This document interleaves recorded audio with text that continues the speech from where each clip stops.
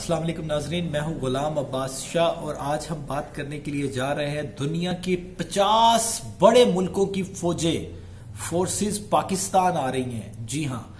یہ کتنی بڑی خبر ہے اور اس سے بھارت کتنا پریشان ہوا اور اس میں کون کون شامل ہے، یہ میں آپ کو آج کی ویڈیو میں بتاؤں گا۔ سب سے پہلے تو میں یہ بتا دوں کہ دنیا کے 50 ممالک ایسے ہیں جن میں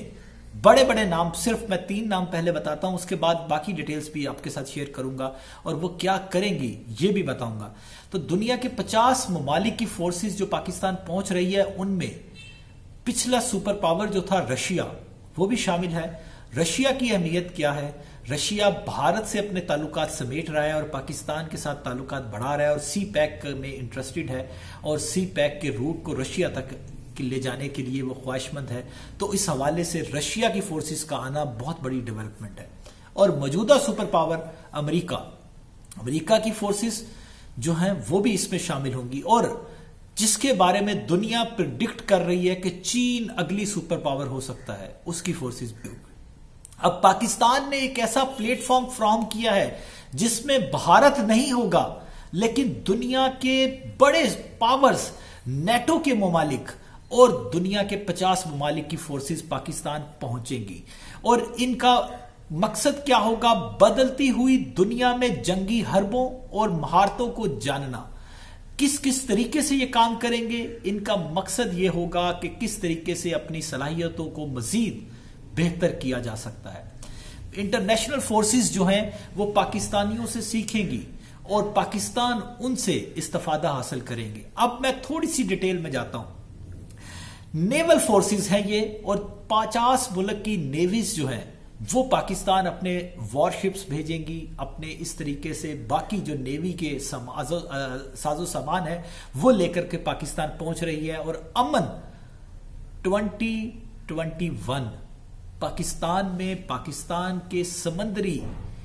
میں حدود میں یہ مشقیں ہوں گی جس میں یہ سارے ممالک حصہ لیں گے۔ آپ کو اگر اس کو آسانی سے میں سمجھانا چاہوں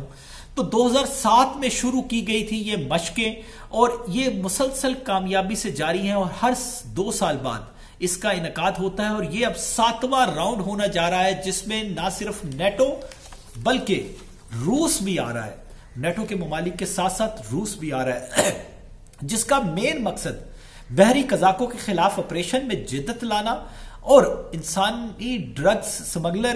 سمگلنگ جو ہوتی ہے اس کے حوالے سے ہتھیاروں کی سمگلنگ کی روک تھام کے لیے کوششیں کرنا اور ایک دوسرے کی صلاحیتوں سے استفادہ حاصل کرنا ہے۔ میرے پاس بڑی ڈیٹیلز ہے اس بارے میں جو میں آپ کے ساتھ فردن شیئر کروں گا۔ بدلتی موسمیاتی تبدیلیوں میں سے نبرد ازما کیسے ہونا ہے، جو ہماری پانیوں میں رہنے والے ہمارے جوان ہیں وہ کس طریقے سے نبرد ازما ہو سکتے ہیں، یہ تمام ممالک اس کے اوپر بات کریں گے اور اس کے اوپر ایک دوسرے سے رہنمائی حاصل کریں گے اور اس سلسلہ میں مشقیں کریں گے۔ پاکستان کا اس سے امیج دنیا بھر میں امن دوست اور خطے کے لیے انتہائی اہمیت کا حامل ہے اور ایک ذمہ دار ریاست کے طور پر پیش کیا جا رہا ہے۔ پوری دنیا کا میڈیا دیکھ لیں، جب سے یہ اعلان ہوا ہے اس کے بعد سے یہی خبر سب سے بڑی خبر بنی ہوئی ہے۔ آپ پاکستان میں تو اس کو اس انداز سے نہیں دیکھ رہے ہوں گے، لیکن میں نے یہی وجہ سمجھی کہ میں آپ تک، اپنے دیکھنے والوں تک یہ تمام ڈیٹیلز جو ہیں وہ پہنچاؤں۔ اب آپ کو یہ پتا ہے کہ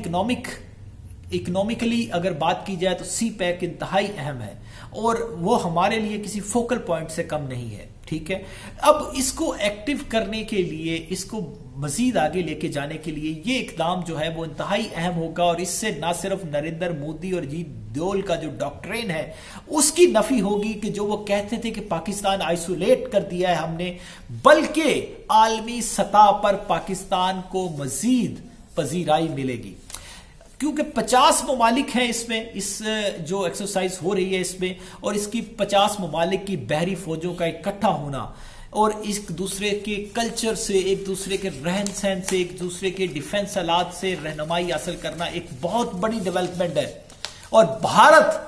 جب یہ فورسز پاکستان پہنچیں گی تو بھارت میں کیا حال ہوگا وہ ابھی سے ان کے میڈیا کو آپ دیکھ لیں تو آپ کو اندازہ ہو جائے گا۔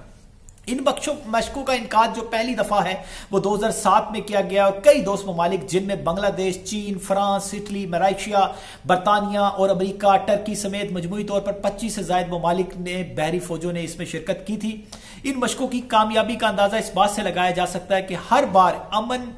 ایکسرسائز میں حصہ لینے والے ممالک کی تعداد میں اضافہ ہوتا گیا۔ مثال کے طور پر 2019 کی اگر میں بات کروں تو امن 6 میں مجموعی طور پر 46 ممالک جو تھے انہوں نے نمائندگی موجود تھی، جو اس بات کا ثبوت ہے کہ بحیرہ عرب جو ہمارا سمندر ہے اور اس کے اطراف میں پاک بحریہ کی جانب سے شروع کی جانے والی ان امن مشقوں کی اہمیت اور افادیت دنیا بھر میں تسلیم کی جا رہی ہے، کیونکہ اگر وہ تسلیم نہ کرتے تو وہ نہیں آتا۔ ہر 2 سال بعد یہ ہوتی ہے۔ اس رجحان کو ملحوظ خاطر رکھتے ہوئے روس کے بحری بیڑے نے بھی امن 2020 میں شرکت پر آمادگی کا ظاہر کیا تھا، اور اب یہ ہونے جا رہی ہیں جو کہ کسی بھی روسی بحری بیڑے کی 11 سالوں میں نیٹو ممالک کے ساتھ بین الاقوامی پہلی مشق ہوگی۔ 11 سال بعد رشیا، میں نے جیسے کہ بتایا کہ رشیا، امریکہ اور چین ایک ہی جگہ پر موجود ہوں گے اور ان کی فورسز ایک ہی جگہ پر موجود ہوگی۔ اس خبر نے اس مشق کو عالمی جو میڈیا ہے اس کی زینت بنا دیا اور اس کو پوری دنیا میں اجاگر کر دیا۔ عالمی میڈیا کے مطابق اگر میں بات کروں، کچھ رپورٹس میرے سامنے ہیں، اس کے مطابق امن مشق اپنی نوعیت کا منفرد انتظام ہے جس میں عالمی افق پہ بظاہر حریف دکھنے والے طاقتیں نہ صرف اس میں شریک ہوں گی بلکہ ان مشقوں کو انتہائی اہمیت کا حامل سمجھ رہی ہیں۔ اس کے لیے اگر میں بات کروں تو رشین ایک اخبار میرے سامنے ہے، اس میں انہوں نے لکھا ہے کہ اگر اسٹریٹجک زاویوں پر بات کریں تو روس اس بدلتی ہوئی دنیا میں پاکستان کی اہمیت کو بخوبی سمجھتا ہے۔ یہ پاکستان کا میڈیا نہیں، رشیا کا میڈیا رپورٹ کر رہا ہے، اور وہاں پہ رہنے والے جو ان کے ڈیفنس ایکسپرٹس ہیں وہ رپورٹ کر رہے ہیں، اور وہ کہتے ہیں کہ پاکستان کی اہمیت کو ہم بخوبی سمجھتے ہیں، اور اس مشق کے مرہون ملت جہاں ملٹری معذرت خواہ جہاں فوج کے ساتھ تعلقات مستحکم ہوں گے، وہیں سی پیک کو روس تک پھیلانے کی مد میں بھی فائدہ پہنچے گا، بلکہ ان کا یہاں پر آنا اس بات کی بھی حیثیت ہے کہ پاکستان کی مرکزی حیثیت جو ہے اس کی دنیا اب تعین کر رہی ہے۔ اس کے ساتھ ساتھ میں آگے آپ کو ایک چیز بتا دوں، ایک چیز اور بتاتا ہوں۔ اسی طرح روس نے بھارت کے ساتھ جاری گزشتہ سرد مہری میں امن مشقوں کی ٹائمنگ میں بھی عالمی مناظر میں رشین میڈیا اور دنیا بھر کا میڈیا انتہائی اہمیت کا حامل اس کو دیکھ رہا ہے، اور فروری کے مہینے میں ان کا پلان کیا گیا ہے، اور فروری کے مہینے میں جن رسمی اور غیر رسمی تدریسی سرگرمیاں اس میں شامل ہوں گی جس میں یہ بات کی جائے گی، ساری ڈسکشن ہوگی، اور اگر رسمی سرگرمیوں میں PN ڈاک یارڈ کی افتتاحی تقریب اور یادگار شہداء پر خراج عقیدت پیش کرنے کے لیے اسکالرز اور مفکرین کے درمیان مباحثہ اور تمام ایونٹس شامل ہیں۔